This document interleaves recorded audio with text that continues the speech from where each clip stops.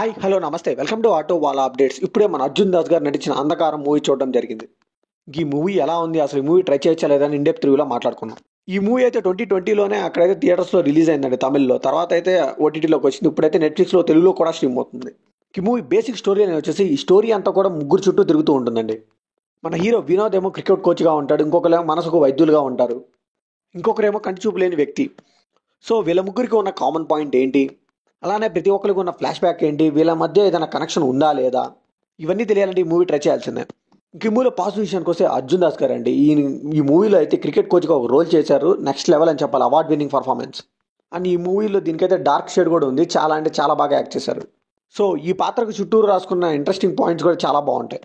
ఇంకా మానసిక వైద్యుడికి ఒక అబ్బాయి చేశాడంటే వినోద్ కిషన్ అని, చాలా అంటే చాలా బాగా చేశాడు ఆ అబ్బాయి కూడా. ఇంకా కంటి చూపు లేని అబ్బాయిగా కూడా చాలా బాగా చేశాడు. ఒక ఆయన రియల్ లైఫ్లో సిచ్యువేషన్స్ ఎలా ఉంటాయి, ఎలా ప్రాబ్లమ్స్ ఫేస్ చేస్తారు అనేది కూడా బాగా చూపించారు. సో లాస్ట్ వరకు కూడా క్యూరియాసిటీ చాలా బాగా బిల్డ్ చేశారండి. లాస్ట్లో కూడా డీటెయిల్ కూడా సూపర్ ఇచ్చారని చెప్పాలి. సో ఆ ట్విస్ట్ని కానీ ఆ టోన్స్ని కానీ బాగా హ్యాండిల్ చేశారు డైరెక్టర్ అనిపించింది.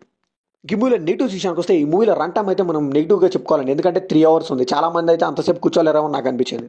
ఎందుకంటే ఇది ఒక సస్పెన్స్ థ్రిల్లర్ కాబట్టి అంతసేపు సస్పెన్స్ని మెయింటైన్ చేయడం అంటే చాలా కష్టం. అలానే ఈ మూవీలో నటరాజన్ అని ఒక కీ రోల్ ఉందండి. దానికైతే చాలా వరకు డీటెయిల్స్ అయితే మిస్ అయ్యాయని నాకు అనిపించింది. దానివల్ల అయితే మనకు కొద్దిగా ఇన్వాల్వ్మెంట్ తగ్గుతుంది ఆ పాత్రకి. సో అండ్ అలానే అర్జున్ దాస్ కూడా ఇలానే అనిపించింది. కొన్ని పాయింట్స్ డీటెయిల్గా చెప్తే బాగుండేది కదా, అవి వదిలేయడం వల్ల అయితే కొన్ని డాట్స్ అయితే మనకు కనెక్ట్ కావు. అండ్ అలానే ఈ క్లియర్ డిఫరెన్స్ అయితే మనకు ఫస్ట్ 1 hourలో భలే అర్థమవుతుందండి. కనెక్షన్స్ అనేవి సరిగ్గా అనిపించవు. అండ్ అలానే అర్జున్ దాస్ గారికి ఒక ఫోన్ కాల్ వస్తుంది. దాని ప్రెజెంటేషన్ అయితే సరిగ్గా లేదనిపించింది. ఎందుకంటే ఆ ఫోన్ కాల్ మళ్ళీ తర్వాత యూస్ చేస్తారు, అక్కడ సరిగ్గా చూపించలేకపోయారు డీటెయిలింగ్ని. ఇంకా టెక్నికల్ ఆస్పెక్ట్స్ విషయానికి వస్తే ఈ మూవీ అయితే టెక్నికల్గా చాలా స్ట్రాంగ్ అని చెప్పాలి. సినిమాటోగ్రఫీ అయితే టూ గుడ్ అని చెప్పాలి. ఇంకా పేరులోనే అర్థమైంది కదా అంధకారం అని. సో డార్క్ షేడ్లో బాగా చూపించారు. ఇంకా బీజిఎం కూడా టూ గుడ్ ఉందండి, టాప్ నాచ్ వెళ్ళిపోయింది. చాలా వరకు క్యూరియాసిటీ చేసే బిల్డ్ చేసే సీన్స్ అన్ని కూడా చాలా ఎన్హాన్స్ చేశారు వాళ్ళ బీజిఎంతో. ఎడిటింగ్లో మాత్రం చాలా ప్రాబ్లం అనిపించిందండి. చాలా వరకు అయితే ట్రిమ్ చేసేయచ్చు, ఎందుకు ట్రిమ్ చేయలేదు నాకు అర్థం కాలేదు. దానివల్ల అయితే రన్ టైం కూడా తగ్గేది, మూవీ కూడా చాలా సేవ్ అయ్యేది. సో సో ఫైనల్గా ఈ మూవీకి మనం ఇచ్చే వర్డిక్ట్ ఏంటంటే, ఇలాంటి స్టోరీ తీసుకోవాలంటే చాలా గట్స్ ఉండాలి, చాలా బాగా మెచ్చుకోవాలి దానికోసం. కాకపోతే స్క్రీన్ ప్లేని ఇంకొంచెం మంచిగా రాసుకుంటే చాలా బాగుండేది. అండ్ అలానే రన్ టైం కూడా చాలా వరకు తగ్గించుంటే ఇంకా బాగుండేదండి.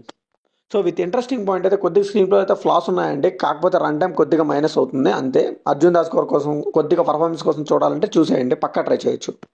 సో ఇది కంప్లీట్లీ నా ఒపీనియన్ మాత్రమే. మరి ఈ మూవీ మీకు అనిపించిన కామెంట్లో షేర్ చేసుకోండి, లైక్ చేయండి, షేర్ చేయండి, వెళ్ళి సబ్స్క్రైబ్ చేసుకోండి.